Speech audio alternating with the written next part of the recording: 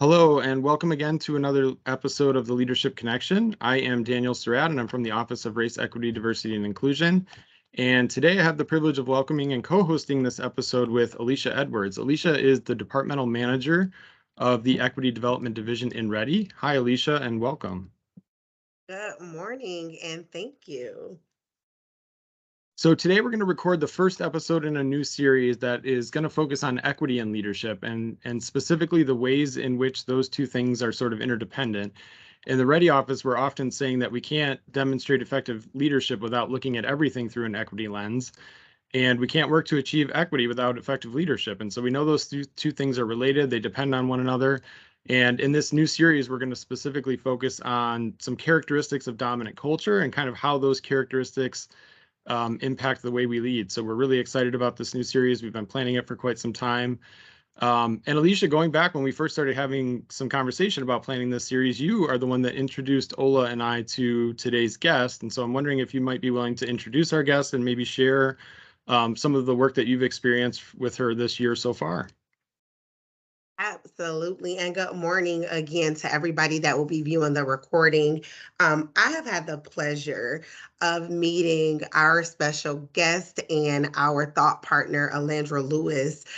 We met through a course that was sponsored by the United Way of Greater Nashville entitled Diversity, Equity, Inclusion, and Justice Through Emotional Intelligence.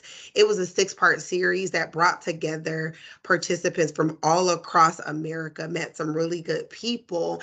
And what we learned in that 6-part course was the way to leverage emotional intelligence skills to kind of create pause and shift how we interact with each other so that we become more outcome centered and more person centered. So I am so excited that Elandriel agreed to partner with us so that we can deepen our conversation around leadership and the ways that we show up and the ways that we can really be more progressive in the work that we're doing in diversity, equity, and inclusion. So I'm going to give Elandriel a chance to introduce herself before we get started.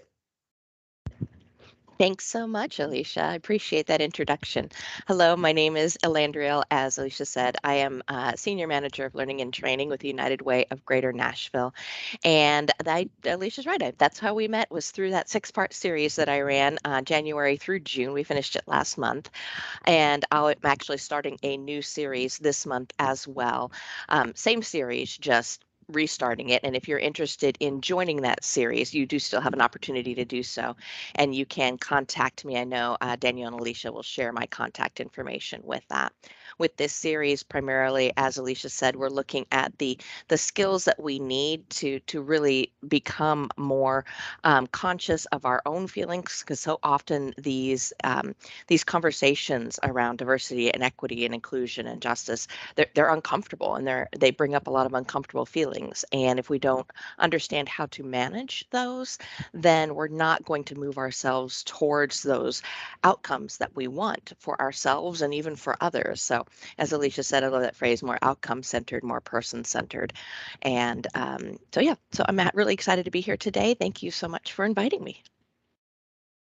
Yeah, thanks so much for joining us. We're really excited about it as well. And we'll put some, we'll mention this again later on, but we'll put some information regarding the work that Elandriel leads and how to contact her into the description below the video. And then we'll also put it on the Leadership Connection resource page so that you all can explore that.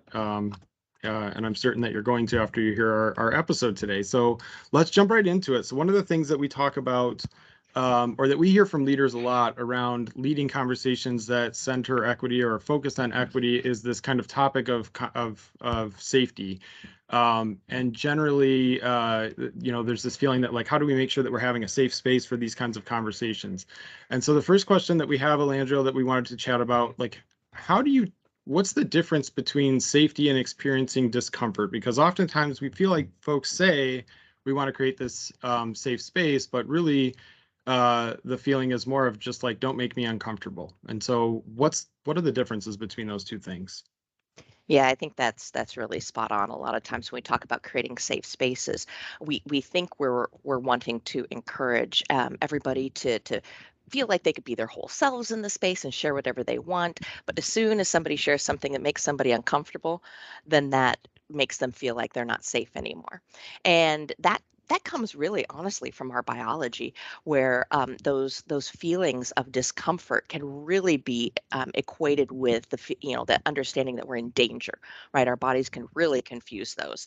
The two most common reasons why we confuse them is one, if we have any sort of trauma in our background, and it doesn't have to be related to the current situation, just in general, and or we just have not been taught the emotional intelligence skills to manage our discomfort and understand that, oh, I am uncomfortable right now. Why am I? And no, I'm actually safe, and being able to process that. And really, what we want when we are talking about creating safe spaces, I really like the phrase brave spaces more, because that brave space, it doesn't mean that you're not uncomfortable. It doesn't mean that you're not even, that old definition of bravery being, it's not that you're not scared, it's that you're scared and you're doing it anyway, right? And so we are doing our best to help make others feel like they can be their whole selves in the space with us, um, and at the same time, understanding that we can't be responsible for their emotions. We're going to do the best that we can to not make them feel uncomfortable, but sometimes there's things we have to say to honor ourselves too. And so just managing that and recognizing where other people are sitting, and understanding that just because we're uncomfortable doesn't mean we're in danger. Sometimes they cross, I could be uncomfortable out in the heat, and if I stay out there too long, I'm definitely going to be in danger, right? But usually in interpersonal situations, particularly, at work, the danger is not actually there. And so we just have to remind ourselves that we're safe so that we can actually move through that discomfort. Thank you, Elandriel. And I like the way that you compared those two things. And so, moving further in the conversation, when we talk about discomfort, right? And it might be an oxymoron, but like, what are the benefits of discomfort as we engage in these really difficult and brave conversations? Well, for me, the idea of discomfort really can be a benefit, because it's a signal to me that something's going on. Because emotions, I always say there's no bad or good emotions. There's just information. Emotions just give us information. So that discomfort tells me that there's something I need to pay attention to. Right. It is that first cue that I need to engage my emotional intelligence skills with something, because something's happening that is setting off my alarm bells in my biology, or in my brain, because our bodies and our brains are going to know before we do that stuff is happening, before we know it consciously. And so if I pay attention to that, then I can start plugging into what is really going on, what is being said, and remind myself that I'm safe, or realize that, oh, this is kind of going a little sideways. Maybe I can help to redirect, or whatever it might be.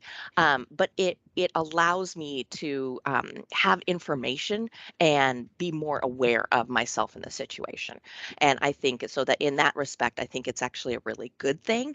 And we in our society tend to think of discomfort and conflict and everything that comes with it as a bad thing. But it's really a way to learn. In fact, I always say that discomfort and disequilibrium are an integral part of the learning process.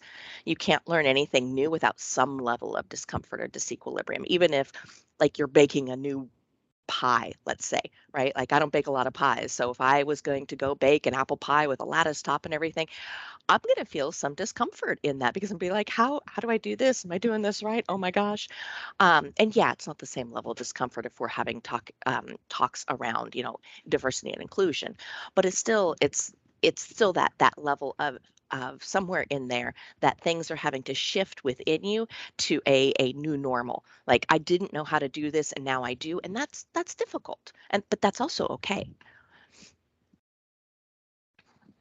Yeah, absolutely. And so like we've talked a couple times, I've even heard it used already. And one of the things I think that you mentioned when folks start to experience that discomfort, like just not having the emotional intelligence skills that are developed to sort of help work through that. What is emotional intelligence? And then specifically kind of thinking about like what does that have to do with diversity, equity, and inclusion work? Absolutely. So emotional intelligence is So my definition basically is the understanding of yourself and your emotions and how your body shows those and the ways your brain might react, and the tools that you can bring into play to help manage that. Like for example, if I feel discomfort, the tools that I know that I can breathe and do some self-talk and help regain my composure so that I can take a closer look at the situation and see what other skills I need to employ. The flip side of that is also understanding to some degree how others in space with you are going to are reacting to things, and also may possibly react to the things that you say and do. And again, not that we are responsible for other people's emotions, because we can't control anybody but ourselves, but we can also still work to be our best self, and allow the other person to have a little bit more of that intellectual and emotional safety as well. So that's really kind of my definition of emotional intelligence. And we talk in the series about four skills, and there's many more skills. I just don't want to keep people with me for 3 years. I mean, that'd be delightful, but it'd be a long time. But we talk about composure and positive intent, as well as assertiveness and empathy. And those to me are like the four big ones around difficult conversations, particularly around like diversity, equity, and inclusion, right? And the reason why we need those is because those conversations tend to be hard. Right. We're either, learning things that are challenging our current worldview, realizing we've done something in a way that might have caused harm to somebody, even though we didn't mean to. And all of those are hard. Those bring up difficult feelings within ourselves. And if we can't recognize that and then employ the skills we need to manage that, then our situations aren't going to change. We're going to keep in this positive feedback loop and keep being in the same space. In fact, that's one of the reasons why I that kind of motivated me to creating this series. Is I kept hearing all of the same conversations, just with different words, happening every time something new happened and the media told us something else had gone on with some either issues around police violence or stuff in schools or whatever it might be. And I kept thinking, why are we having these same conversations? And it's because we keep spinning ourselves in the same place. We can't move out of it because we're in the same place emotionally. We cannot, we don't, can't employ the skills that we could need to be able to move things actually forward and more towards the goal that we want. I like the way you talked about like the four skills, right? And so when we start to talk about the things that you said, empathy and positive intent, right? And like really using those skills, what are some tangible ways for folks to be able to kind of manage that internal discomfort when they're engaging in these courageous conversations? Yeah, absolutely. So, I mean, that's kind of the whole basis for that emotional intelligence, right? Is to be able to manage that discomfort and move forward, whatever that discomfort's coming from. Because the bonus of these skills is it's not just good for these DEIJ conversations; they're good for any difficult conversation. And I feel like anybody in any sort of leadership position really could benefit from these skills. For me, where it starts with is understanding the brain, and understanding that all of our responses, our emotions, and everything really come from a combination of the way that our brains are wired, as well as our past experiences. These all kind of come together in our subconscious to generate emotions, such as various levels of discomfort, and that discomfort could just be literally just being slightly uncomfortable and you don't know why, or it could be anger or sadness or frustration or whatever. And so understanding that my brain and my biology are going to do things and react to things in certain ways allows me to kind of give myself some grace of like, yeah, this is how I'm feeling right now, and that's okay, because this is normal. And so I'm not thinking, as I mentioned earlier, that there's a bad emotion or a good emotion, right? Like I shouldn't be feeling frustrated. No, I do, and it's okay. And then we work in employing the first step, and that's the first skill we talk about in this series, is composure, right? And taking a look at several skills, including that positive intent to help me regain my composure, right? And it's not just my outward composure. It's also my inner composure, because I'm really good. I was a teacher for a long time, so I'm really good at the outward composure. You don't necessarily have to know I'm stressed at all. But the inward is really what's going to motivate my behavior, because our emotions guide our behaviors, right?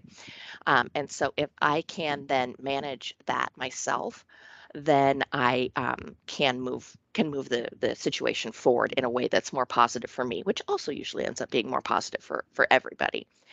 And so it's those composure skills. So things such as recognizing how our breath and using some breathing techniques can help us calm down.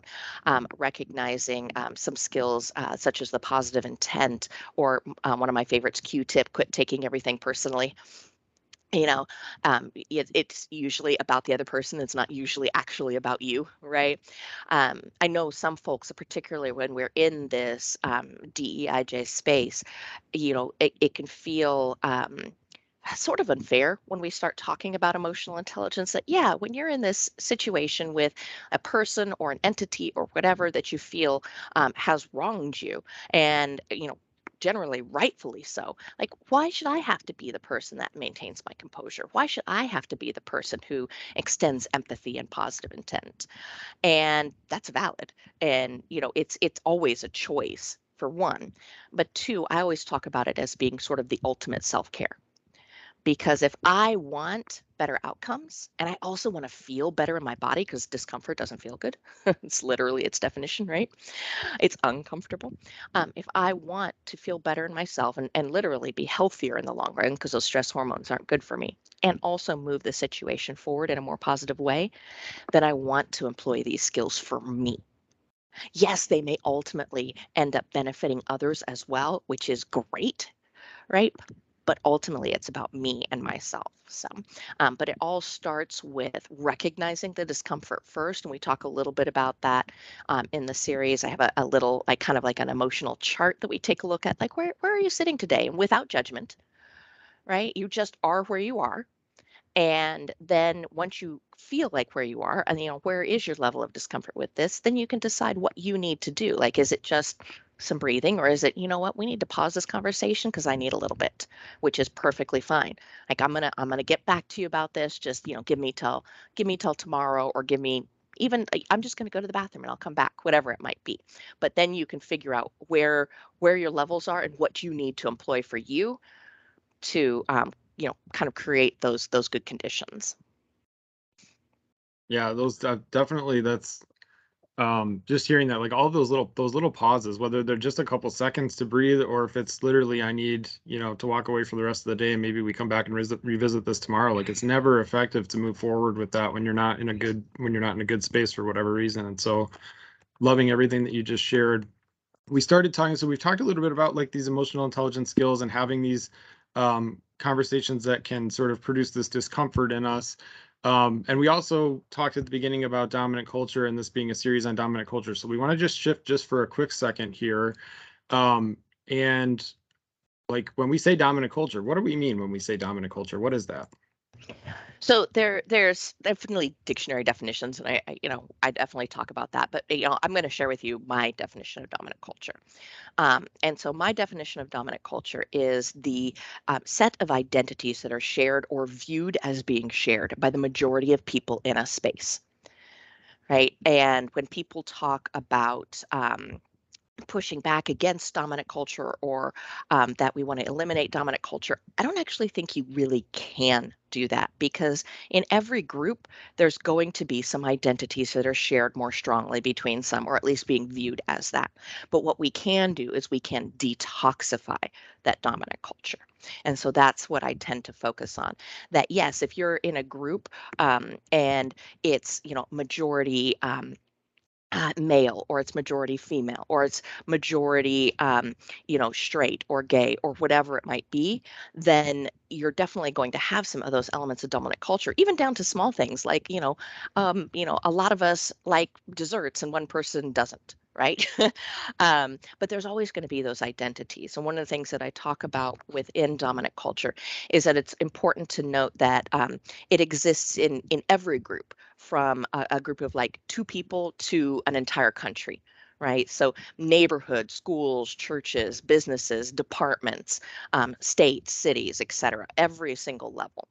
And it's important to note that even in your dominant culture, if you don't think it reflects the dominant culture of the larger group that you sit in. So, for example, I started in school, so I always give the example of like in elementary schools, the dominant culture is tends to be women centered, right? Because it's mostly women that are employed within that organization, and that it looks very different from what we perceive as the dominant culture of the United States as a whole, which is very male dominated, right? If you look at our politicians, and general leaders.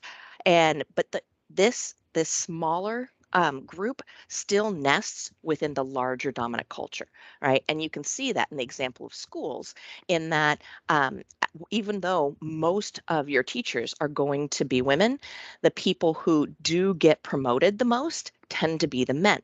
Not to say that they don't deserve it. I've worked with many very, very talented men in education, but that is because that dominant culture of that smaller group still nests within the dominant culture of the larger group. That larger group's dominant culture still informs that smaller groups.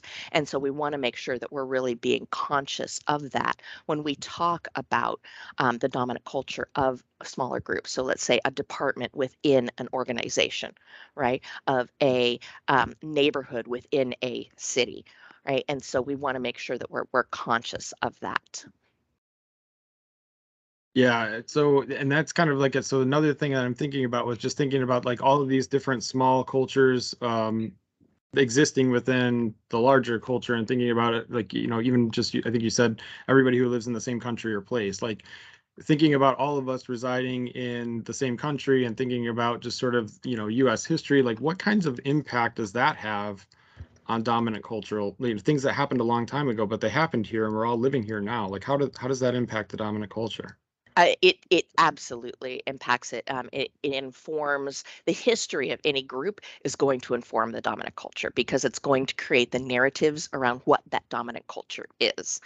Um, I I really like the metaphor that Elizabeth Wilkerson uses in her book Caste around a house, and so I'm going to use that to kind of talk about the relationship of like history to the now in terms of dominant culture. And what she talks about is that there's a lot of people who don't want to talk about that history because they say that I was not a part of that. Maybe my family wasn't a part of it.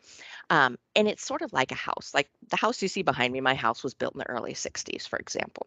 And if I move in and choose to ignore what went on in the house prior to my moving into it, um, I can, right? I can choose to say that I didn't, make the floor plans. I didn't design the blueprints. I didn't hire the construction workers. I didn't buy the materials.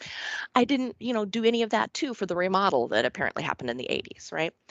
And that's fine. And I can go along my merry way. But if I choose to ignore that, then I'm also choosing to ignore things like, that's right, it did flood back in the 2010 floods.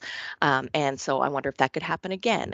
Oh, wow, our electricity, I'm not sure who hired our electricity when they remodeled.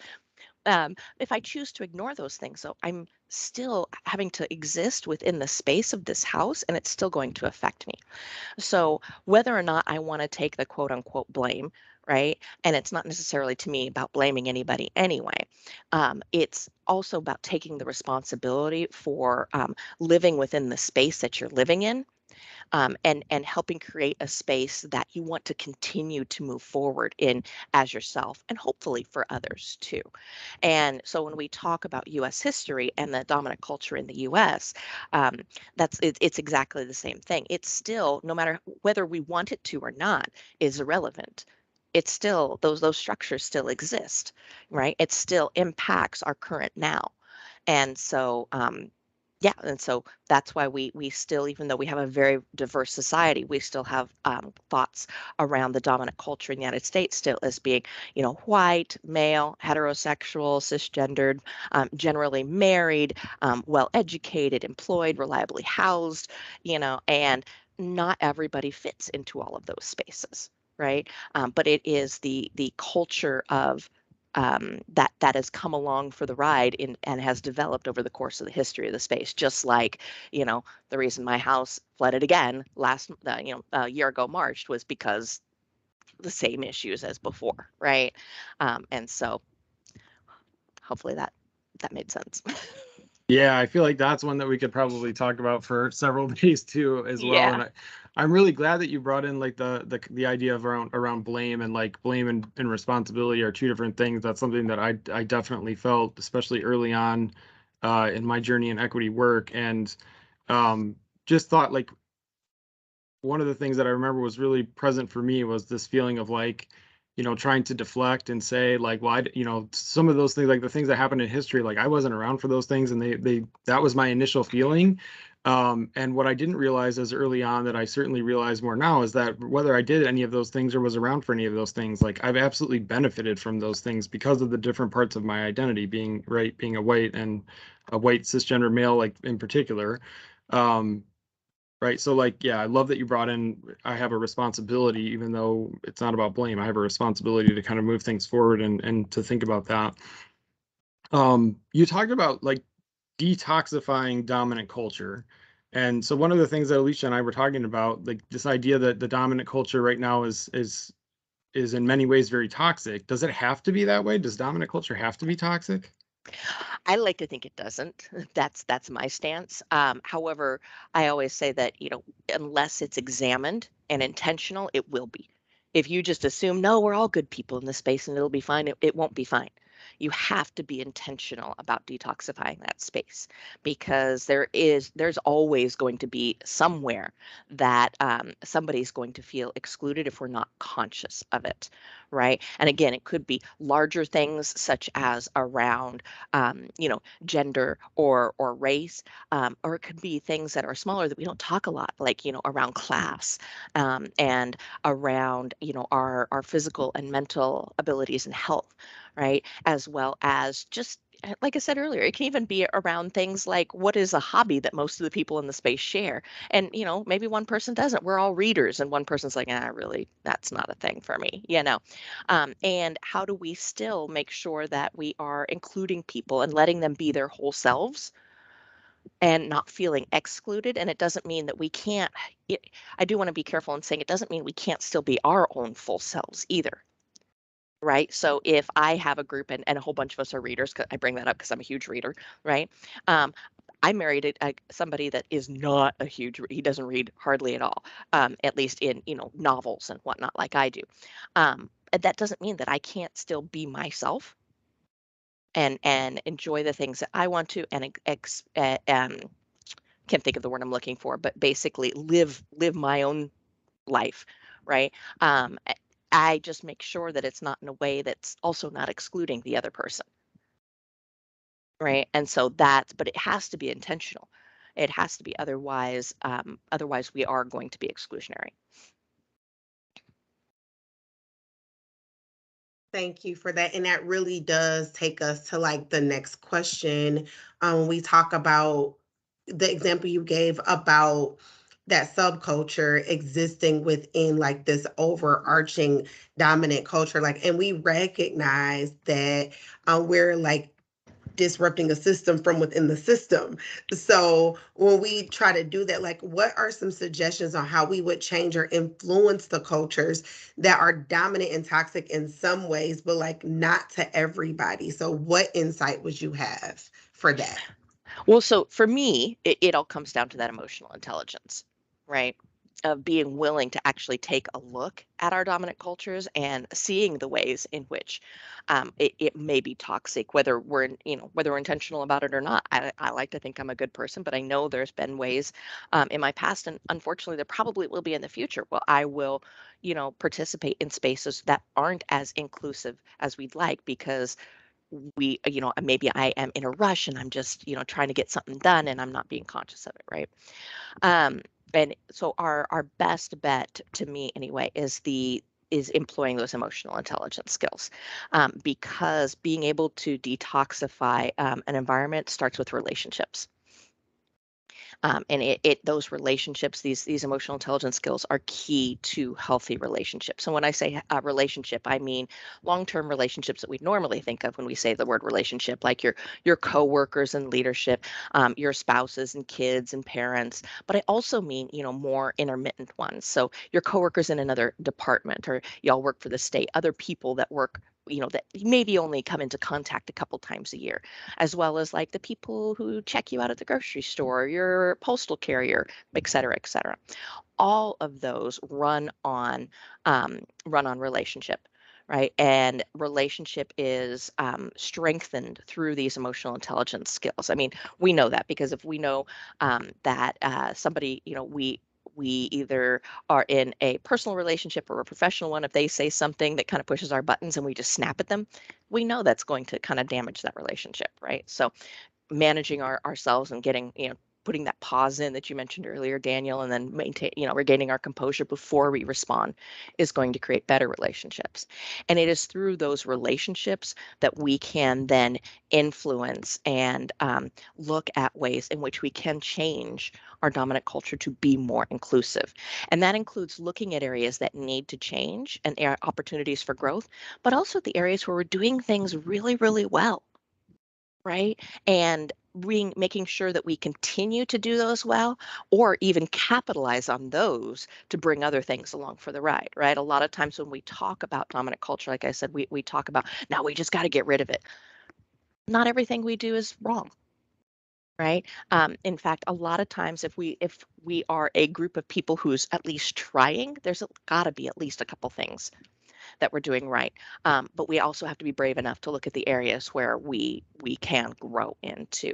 But that again comes with those emotional intelligence skills, because we have to manage our discomfort around that enough to be able to do it. So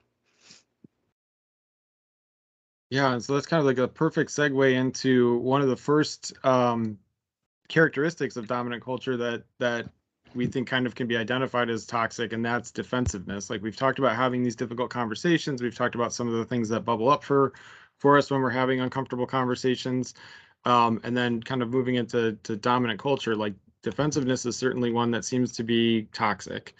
Can you explain kind of that how that happens, what defensiveness, and just how that impacts, someone's willingness to have courageous conversations or our ability to have them? yeah, absolutely. And so I want to preface this with saying that these toxic characteristics of dominant culture are pulled from Tema Okun's work, and you can find her work on DR Works online, and it's fantastic. And that work tends to primarily focus within the race and ethnicity space. I like to expand that to looking at all concepts of dominant culture, including gender and gender identity and health and mental ability and physical and mental health and ability, all the classism issues and whatnot. And so as you mentioned, one of the toxic characteristics that she talks about is defensiveness, right? And it's closely associated in my mind with another characteristic, which is that right to comfort, that people in positions of power generally feel like they have a right to never feel uncomfortable. And that then, when they feel that that has been impinged upon, they get defensive, right? It comes from, I mentioned earlier, the brain states, and I won't really get deep into those, but it comes from this very emotional brain state where the only skills we really have access to in that state are blaming and judging, right? And defensiveness is working to shift the blame to somebody else. Like, this couldn't possibly my fault. It's got to be somebody else's fault. So we see that sometimes with what we were talking about earlier, where I wasn't around back during times of whenever XYZ happened. That's not my responsibility. That's our defensiveness, right? It doesn't feel good to say that I might have had a role in whatever, right? Even if, and we may not have, but we push back against it and try and transfer the blame to somebody else because we don't want to be uncomfortable, because we've been taught that, back to what we said earlier, discomfort equals danger. And the issue with defensiveness is that's usually, to me, the thing that really derails a lot of these conversations in that DEIJ space. And what happens is we end up in that positive feedback cycle I mentioned, where we always sit in the same space because the problem's never solved. right? No one actually takes responsibility for the problem. They're playing hot potato with it, right? And at its best, we end up spinning in the same place. At its worst, conflict escalates further, which is usually the case, right? And because usually so often these toxic characteristics come from more the people who have power in a space, and sometimes that's leadership. Sometimes we see that there's different kinds of power balances in a group, but we find that it's really that defensiveness of people in power that really creates that toxic culture, that creates it as oppressive, because folks who want to are ready to, display their assertiveness and say, hey, this doesn't work for me, people will get defensive and shut it down immediately, right? And it really, as I mentioned, it comes from that emotional state, which generally comes from fear, right? And they're afraid of losing. They're afraid of losing power. They're afraid of losing privilege. They're afraid of losing comfort, because it's a very deficit-based mindset that there isn't enough of any of this to go around, and I have to keep it all for myself if I want any of it. Where, power, for example, we tend to think a lot that shared power means I'm giving my power away, when really it's more that when we share power, then we actually amplify our power, because we get better input from other people. I love to share other people's brains because my brain doesn't have all the information, right? We get better input from other people. The work ends up being better, and we actually end up amplifying our power rather than reducing it. But people have a deficit mindset around things such as, power and privilege and comfort. And they assume that, oh, if I share it with somebody else, I'm going to have less. Right. And so, that's where that creates that fear that I am now going to be less. And that's when they start pushing back. No, I'm not engaging in this because it's scary, right?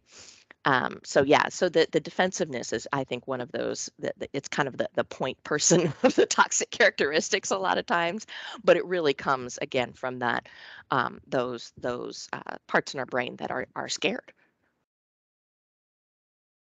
Sharing power as a way of leadership, like empowering the people who are around you that might not have positional power, like certainly seems like a more effective way. Yeah, well, and I do want to clarify, a lot of times when people talk about shared power, they talk about people being equal with each other within power. And that's not always a thing that can be, right? So you still have different power structures within organizations.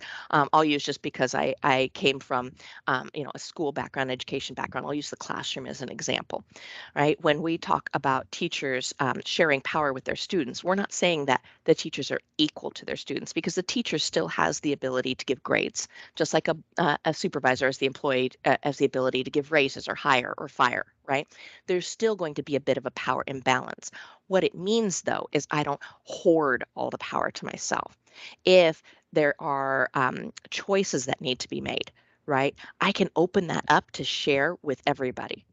Right. And a good example of how that sharing that power really gives you more. So let's say that in an organization, you've got some choices to make about how you're going to spend some money.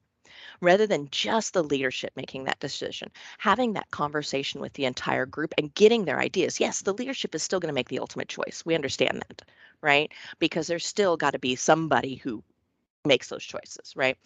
But we're still talking to everybody about what their ideas are. Not only may we come up with a better idea, but even if we end up with the same idea that we had in the first place as a leader, we have more buy-in from every single person in our group. The work goes forward better. And so we've really increased our power in doing that. So I hope that's a good example for you of how that shared power can actually amplify power rather than reduce it. It was actually a wonderful example. And as we do DE&I work, like within our particular organization, we're always looking for like that transformative piece, right? And moving away from toxic dominant cultural characteristics. And so when we talk about defensiveness, and you talked about some of those emotional intelligence skills before, which of those skills can help us to manage our own defensiveness and then disrupt defensiveness as we're engaging with each other? So I think it all comes back to that previous question of how do we manage our discomfort, right? Because that defensiveness comes from, I'm uncomfortable. I don't feel safe right now, right? And also then not recognizing that and moving forward. Remember, emotions are what guide our behavior. So we let the discomfort guide our behavior, right? And so we have to then, if we want something different, right, then we have to recognize that discomfort and work to soothe it.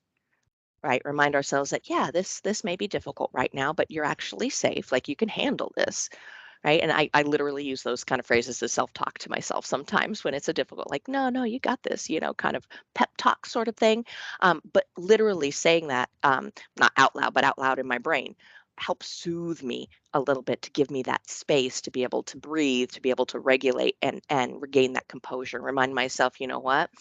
This isn't about me personally. Even if it's something that somebody's talking to me about, well, you did this. I get that, but this is how they feel about the situation, right? Rather than all about me.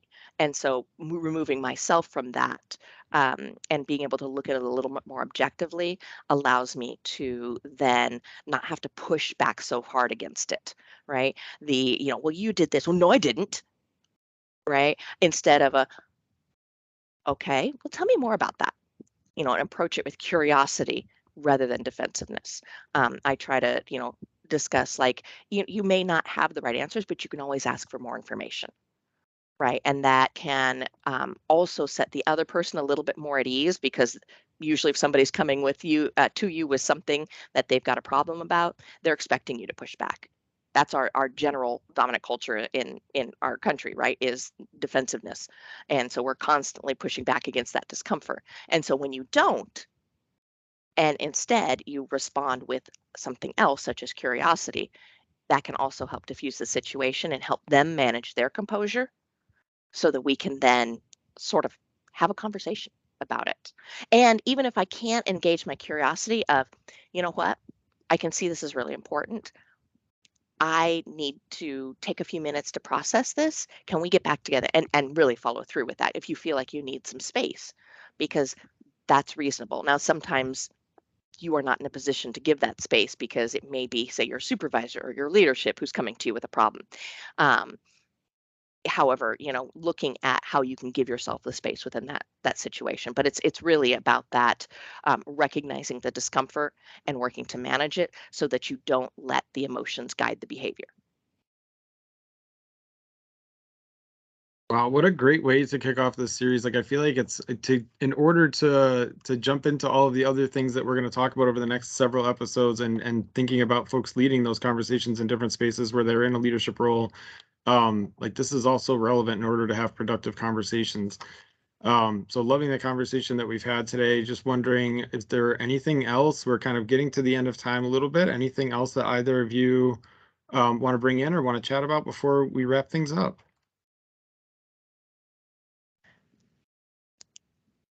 No, I think I'm pretty good. I've really enjoyed spending this time with you both today, and just want to encourage everybody, if they'd like to learn more, just to reach out to me. They can engage in this series that we're restarting this month, or just set up a Teams call and we can have a chat. I'm all for that as well. But thank you so much for the time today. I just wanted to thank Elandriel personally, for just being open. And like I said, the course that I took, it was insightful. It was eye-opening.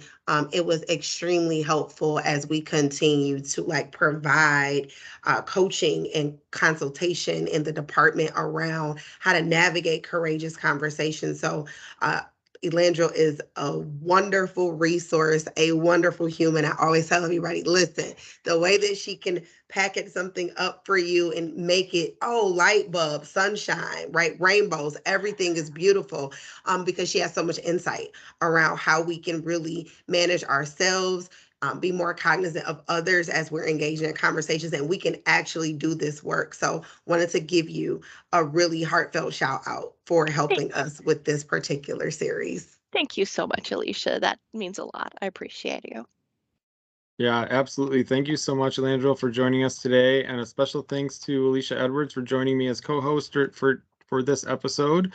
As we said earlier, I'll go ahead and put in Elandriel's contact information in the description below this video, and then also on the resources page. You can get to the Leadership Connection page by going to the REDI Office page and then Leadership Development Division, and then you'll see Leadership Connection, and we'll post this video along with a series of different resources. We'll link to Tema Oken's work that Elandriel mentioned earlier, as well as some other resources that we've gathered. So thank you both so much for joining us, and thanks for such a great conversation, and we'll see you all next time.